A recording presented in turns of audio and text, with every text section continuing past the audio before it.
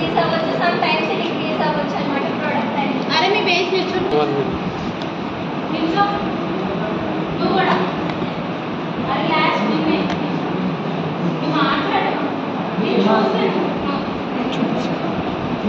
అరే మాట్లాడలేదు ఎప్పుడు